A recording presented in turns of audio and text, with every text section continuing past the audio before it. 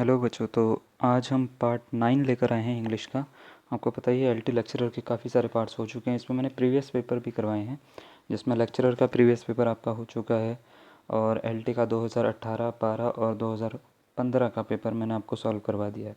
ठीक है, तो हम टीचिंग भी जो है ये साथ साथ चलाते रहेंगे। तो क्वेश्चन नंबर आज जो हैं पूरे के पूरे जितने भी क्वेश्चन हैं वो खाली लिटरेचर का ही हम पार्ट लेकर आए हैं, क्योंकि मैंने देखा है कि बच्चे ग्रामर जो है वो तो आराम से कर ले रहे हैं, लेकिन लिटरेचर में बच्चे फंस जा रहे हैं, क्योंकि उनको जो है इतना सब कुछ पढ़ने की वजह से वो पता नहीं लग पा रहा कि कौन सा क्वेश्चन इंपॉर्टेंट है। तो वो क्वेश्चन हम आपको करवा रहे हैं कि जो बहुत सालों से आ चुके हैं। सिर्फ ज़्यादातर जितने भी इंपॉर्टेंट क्वेश्चन हैं उन्हीं के ऊपर ही यहाँ पे ध्यान दिया जा रहा है। तो पहला क्वेश्चन हम देखते हैं ज़रा। पहला क्वेश्चन है, poets are unacknowledged legislators of the world, who said this. तो ये लाइन किसने कही थी? ठीक है, तो आपको 4 ऑप्शन दे रखे हैं, आप इसमें से खुद भी सॉल्व करके अपना सोच सकते हो कि आपका स्कोर कितना आ रहा है। इसको ऑप्शन नंबर 2 जो है शैली, वो इसका करेक्ट आंसर होगा। पीबी शैली जो है इनका पूरा नाम है। फिर आ जाते हैं, flashing eyes and floating hairs, these line occurs in. तो ये किस में ये लाइन मिलती है? कुबला खान में, टिंटन एबे में, ऑडिटिव ड्यूटी में, या प्रिल्यूड में। ठीक है, तो ये जो लाइन है ये मिलती है कुबला खान में, तो ऑप्शन नंबर ए इसका करेक्ट आंसर होगा बच्चों। नेक्स्ट है, William Wordsworth was born in. उनका जन्म किस तारीख को हुआ था, यानी कौन से सन में हुआ था, आपसे ये पूछा गया है। तो कौन से सन में हुआ था? उनका हुआ था 1770 में, तो ऑप्शन नंबर सी जो है वो इसका करेक्ट आंसर होगा। नेक्स्ट आ जाते हैं, वर्ड्सवर्थ की सिस्टर का जो है पूरा नाम क्या था? मेन लिख रखा है, वैसे नेम होगा, ठीक है ना। What is the name of Wordsworth sister. ठीक है, तो ये तो इनके लिखने में एरर है थोड़ी सी।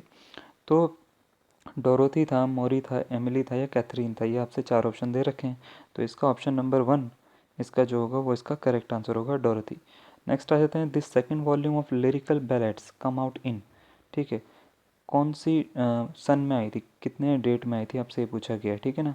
तो 57 की अगर हम बात करें तो 57 का जो है ऑप्शन नंबर 2 1800 इसका करेक्ट आंसर होगा। नेक्स्ट आ जाते हैं, aching joys and dizzy raptures shows his. ठीक है, फर्स्ट, सेकंड, थर्ड या फोर्थ स्टेज। आपको 4 ऑप्शन दे रखे हैं दोबारा से, तो ऑप्शन नंबर थर्ड स्टेज इसका करेक्ट आंसर होगा। नेक्स्ट बच्चों आपको दे रखा है, in whose dwelling is the light of setting sun, who refers to, whose refers to. ठीक है, तो आपको 4 ऑप्शन इसमें दे रखे हैं, तो ऑप्शन नंबर अगर हम इसकी बात करें तो ऑप्शन नंबर 4 इसका करेक्ट आंसर होगा, गॉड।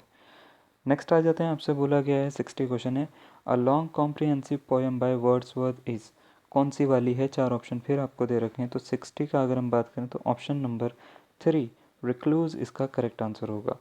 नेक्स्ट आ जाते हैं, आपको बोला है, recluse a long comprehensive poem by Wordsworth has 2 part, prelude and second part का नाम क्या है? ठीक है, तो सेकंड पार्ट का नाम क्या है? तो ये बहुत आसान सा क्वेश्चन है, अगर आपने इसके बारे में पढ़ा होगा तो प्रील्यूड एंड एक्सकर्जन बोलते हैं। एक्सकर्जन का मतलब होता है एक तरह की जर्नी, ठीक है ना। तो ऑप्शन नंबर 2 जो है वो इसका करेक्ट आंसर होगा। नेक्स्ट आ जाते हैं, आपको बोला है, every great poet is a teacher, whose words are these. ये किसके शब्द हैं, आपसे ये पूछा गया बच्चों, ठीक है ना। तो 62 का अगर हम बात करें तो ऑप्शन नंबर 4 वर्ड्सवर्थ ने ही ये बोला था, इसका करेक्ट आंसर होगा। नेक्स्ट आ जाते हैं, post war British fiction is a work by. ठीक है, तो ये किसका वर्क है? पोस्ट वार ब्रिटिश फिक्शन, ठीक है, तो ये है किंडन का, तो ऑप्शन नंबर 1 इसका करेक्ट आंसर होगा 63 का। 64 पे आ जाते हैं, the wrong set is a work by. Okay, wrong set किसका वर्क है? तो ऑप्शन नंबर 1 दे रखा है विल्सन, फिर ऑरवेल। फिर ऑरवेल का पूरा नाम, जॉर्ज ऑरवेल की बात हो रही है यहाँ पे, ऑसबॉर्न या कूपर। ठीक है, तो इसका जो है 64 का ऑप्शन नंबर 1 विल्सन इसका करेक्ट आंसर होगा। नेक्स्ट आ जाते हैं, सच डार्लिंग और डॉडर्स बाय विल्सन अपीयर्ड इन। तो इसका ऑप्शन नंबर 1 1950 इसका करेक्ट आंसर होगा। फिर आ जाते हैं, no laughing matter is a novel by. ये किसकी नॉवल है, नो लाफिंग मैटर? तो ये इसका ऑप्शन नंबर 1 एंगस विल्सन इसका करेक्ट आंसर होगा। नेक्स्ट आ जाते हैं, if as if by magic 1973 में जो नॉवल आई थी वो किसने लिखी थी? ठीक है, तो ये नॉवल किसने लिखी थी आपको अच्छे से पता होगा, ये भी विल्सन ने ही लिखी थी, तो ऑप्शन नंबर 1 जो है वो इसका करेक्ट आंसर होगा। नेक्स्ट आते हैं, the French lieutenant is a work by. French lieutenant जो है ये वर्क किसका है? तो ये है जॉन फॉलेस का, तो ऑप्शन नंबर 1 इसका करेक्ट आंसर होगा। नेक्स्ट आ जाते हैं, ग्राम ग्रीन का जन्म कब हुआ था। ग्राम ग्रीन का जन्म जो है वो कब हुआ था। 4 ऑप्शन आपको दे रखे हैं, ठीक है। तो इसका अगर हम बात करें, ग्राम ग्रीन का जो जन्म हुआ था वो कब हुआ था, तो ऑप्शन नंबर इसका 2 यानी 1904 इसका करेक्ट आंसर होगा। और वो उनकी मृत्यु कब हुई थी, यानी वो मरे कब थे, डाइड इन आपसे पूछा गया है। तो 70 की अगर हम बात करें, 70 में है, इसका ऑप्शन नंबर 2 भी, इसका भी 1991 करेक्ट आंसर होगा। नेक्स्ट आ जाते हैं 71 पे, William Hazlitt wrote which of the following. चारों में से कौन सा विलियम हैजलिट में ने लिखा है, ठीक है ना, आपसे ये पूछा गया था। तो ऑन फैमिलियर स्टाइल लिखा है उन्होंने, the ignorance of the learn लिखा है उन्होंने, on the living to one self लिखा है उन्होंने, ये सारे के सारे लिखे हैं। तो एक बात अगर आपको बता दिया जाए तो ये तीनों के तीनों ही उन्होंने लिखे हैं, तो ऑप्शन नंबर 4 उसका करेक्ट आंसर होगा। नेक्स्ट आते हैं, the Indian juggler is written by. Indian juggler किसने लिखी थी, तो ऑप्शन 2 विलियम हैजलिट ने लिखी थी ये भी। नेक्स्ट आते हैं, विच वन इज़ नॉट, ठीक है। नेक्स्ट क्वेश्चन आपको दे रखा है, which one is not written by William Hazlitt, उन्होंने कौन सी नहीं लिखी है। तो 4 ऑप्शन दे रखे हैं, तो कौन सी नहीं लिखी है, तो ओल्ड चाइना जो है वो उन्होंने नहीं लिखी है, तो ऑप्शन नंबर 4 इसका करेक्ट आंसर होगा। नेक्स्ट आ जाते हैं, on going on a journey is an essay written by, ये किसने लिखा है, ठीक है। तो ये लिखा है विलियम हैजलिट ने, ऑप्शन नंबर 3 फिर इसका करेक्ट आंसर होगा। फिर आ जाते हैं, farewell to essay writing is written by, ये किसने लिखी है फेयरवेल टू एसे राइटिंग। तो फेयरवेल टू एसे राइटिंग भी विलियम हैजलिट ने लिखी, तो ऑप्शन नंबर 3 इसका भी करेक्ट आंसर होगा। फिर आ जाते हैं, it was fairy queen which awakened his genius who said this, ठीक है। तो एक लाइन दे रखी है आपको, ये लाइन किसने बोली है, आपसे ये पूछा गया है, ठीक है।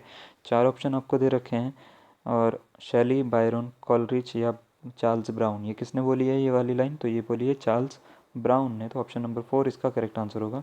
नेक्स्ट आ जाते हैं, the poetic career of Keats lasted for, कितने टाइम के लिए था, 4 साल, 5 साल, 10 साल या 20 साल, ठीक है। तो अगर हम इसकी बात करें तो क्वेश्चन नंबर 77 का जो है ऑप्शन नंबर 2 5 ईयर्स इसका करेक्ट आंसर हो जाएगा। फिर आ जाते हैं 78 की ओर, शैली found in Greek myths symbol of heroic freedom Keats those of, ठीक है। 4 ऑप्शन आपको दे रखे हैं, ब्यूटी, आर्ट, शिवेलरी या फ्रीडम, ओके। तो इसका ऑप्शन नंबर 1 जो है ब्यूटी इसका करेक्ट आंसर होगा। नेक्स्ट आ जाते हैं, her lies here lies one whose name was written in water, these words are for, ठीक है। ये वर्ड्स किसके लिए कहे गए थे बच्चों, आपसे ये पूछा गया है। तो ये कीट्स के लिए कहे गए थे, तो ऑप्शन नंबर 1 जो है वो इसका करेक्ट आंसर होगा। नेक्स्ट आ जाते हैं, इज़ाबेल किसने लिखी थी, लैम्ब ने लिखी थी, मार्लोव ने लिखी थी, कीट्स ने लिखी थी या कॉलरेज ने लिखी थी। तो ये लास्ट क्वेश्चन है इसका, इसका जो आंसर होगा ना बच्चों वो होगा ऑप्शन नंबर 3, कीट्स ने लिखी थी इज़ाबेल, तो ऑप्शन नंबर 3 इसका करेक्ट आंसर होगा। और इसी के साथ जो है आज के हमने पूरा का पूरे क्वेश्चन इसके कवर कर लिए हैं। इसके ही तरीके से हम जो है काफ़ी सारे इसमें ग्रामर का भी पोर्शन लेकर आ रहे हैं, उसमें ग्रामर का एक पोर्शन जो है वो कॉन्सेप्ट का भी मैं लेकर आ रहा हूँ इसके बाद में, और लिटरेचर का भी मैं साथ साथ चलाते रहूँगा। तो आज के लिए इतना ही, धन्यवाद, थैंक यू।